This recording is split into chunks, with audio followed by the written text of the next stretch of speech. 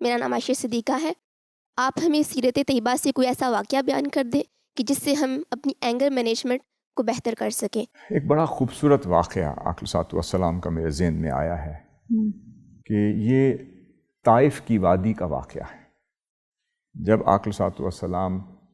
طائف کی وادی کی طرف دعوت حق کے لیے تشریف لے گئے، اب آپ کا کوئی تجارتی لین دین نہیں تھا، کوئی اپنی بزنس ڈیل کے لیے تشریف نہیں لے گئے، آقا صلی اللہ علیہ وسلم اپنی کسی ذاتی غرض کے لیے تشریف نہیں لے گئے، اور طائف کی وادی ہے اور آقا صلی اللہ علیہ وسلم دعوت الی الحق کے لیے تشریف لے جا رہے ہیں۔ اور وہاں ایک قبیلہ تھا بنو ثقیف، جس کے سربراہ وہ 3 بھائی تھے،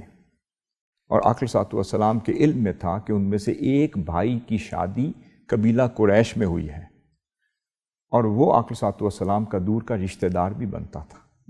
اور آقا صلی اللہ علیہ وسلم کو بڑا مان تھا کہ وہ میری دعوت کی پاس رکھے گا، میرا احترام کرے گا اور دعوت قبول کرے گا۔ جب آپ تشریف لے گئے تو وہاں پر جو اس کا ریاکشن تھا وہ آپ کی توقع سے برعکس ہو گیا۔ وہ وڈیرے آقا صلی اللہ علیہ وسلم کی دعوت کا پیغام سن کر، دعوت الی الحق سن کر، دعوت الی التوحید کا پیغام سن کر وہ طیش میں آ گئے، ریاکشن میں آ گئے، اور وہ اپنے اوپر قابو نہ پا سکے، اور وہ آپ کے ساتھ مکالمے پر مجبور ہو گئے۔ اور ان میں سے چند وڈیرے یہ بول پڑے، انہوں نے محسوس کیا کہ آقا صلی اللہ علیہ وسلم کی یہ دعوت اسلام کا پیغام یہ ہمارے نظام اور ہمارے جاہ و منصب کو للکار رہا ہے۔ وہ ریئیکٹیو ہو گئے۔ انہوں نے سب سے پہلے آپ سے یہ سوال کیا کہ اگر خدا نے آپ کو رسول بنا کر بھیجنا تھا تو پھر آپ کعبے کے پردے کیوں پھاڑ رہے ہیں؟ اب اس پر بھی ایک ریئیکشن، ایک نیچرل رسپانس بنتا ہے، مگر آقا صلی اللہ علیہ وسلم نے اس پر ضبط فرمایا۔ پھر ایک اور شخص بولا ان وڈیروں میں سے، وہ کہنے لگا کہ کیا اللہ رب العزت کو آپ سے بہتر کوئی اور شخص نہیں ملا کہ رسول بنا کے انہیں بھیج دے؟ اللہ اکبر۔ آقا صلی اللہ علیہ وسلم نے اسے بھی برداشت فرمایا، یہاں تک کہ جب انہیں خطرہ لاحق ہوا تو ان وڈیروں نے اپنے علاقے کے اوباش نوجوانوں کو آپ کے پیچھے روانہ کر دیا۔ جب وہ اوباش نوجوان انہوں نے میرے پیچھے چھوڑ دیے، وہ مجھے پتھر مارتے تھے، یہاں تک کہ میرے جسم کا انگ انگ زخمی ہو گیا، چور چور ہو گیا اور لہو لہان ہو گیا۔ میں اس کیفیت میں جب وہاں سے نکلا تو جب قرن ثعالب کے مقام پر پہنچا، ایک بادل نے مجھے اوپر سے ڈھانپ لیا۔ میں نے سر اٹھا کر دیکھا تو جبریل امین تھے، اور وہ مجھ سے مخاطب تھے اور کہہ رہے تھے، یا رسول اللہ صلی اللہ علیہ وسلم، یہ آپ کا اور آپ کی قوم کے مابین جو مکالمہ تھا اور جتنی سخت زبان درازی وہ کر رہے تھے، یہ سب کچھ اللہ رب العزت نے براہ راست خود سن لیا ہے، اور ہمیں بھیجا ہے کہ جاؤ جبریل، پہاڑوں کے فرشتوں کو لے جاؤ۔ اور وہ فرشتہ عرض کر رہا ہے، یا رسول اللہ صلی اللہ علیہ وسلم، اللہ رب العزت آپ کو سلام بھیج رہا ہے اور مجھے بھیجا ہے اور کہا ہے کہ میرے محبوب علیہ الصلوۃ والسلام سے پوچھو، اگر آپ حکم کریں تو میں 2 پہاڑوں کو آپس میں جوڑ دوں اور اس پوری آبادی کو نیست و نابود کر دوں، تباہ و برباد کر دوں۔ اب آقا صلی اللہ علیہ وسلم کا جواب سنیے۔ آپ فرماتے ہیں کہ میں تو اس کا برعکس سوچتا ہوں، میں دعا کرتا ہوں کہ اللہ رب العزت اس قوم کی صلب میں سے، پشت میں سے ایک ایسی نسل پیدا کرے جو مولا تیری عبادت گزار ہو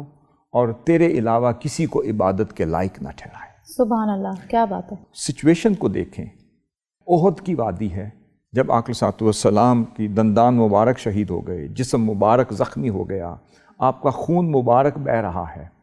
اس کیفیت میں بھی سیدنا عمر فاروق رضی اللہ تعالیٰ عنہ اور دیگر صحابہ کرام پوچھتے ہیں، یا رسول اللہ، انہوں نے تو آپ کی کمر ٹیڑھی کر دی، ان لوگوں نے آپ کو اتنا دکھ دیا ہے، یا رسول اللہ آپ انہیں بد دعا کیوں نہیں دیتے؟ نوح علیہ السلام نے بھی تو دی، دیگر انبیاء بھی تو دیتے رہے، یہ مستحق ہیں تو انہیں بد دعا دی جائے۔ اس وقت بھی آقا صلی اللہ علیہ وسلم نے فرمایا تھا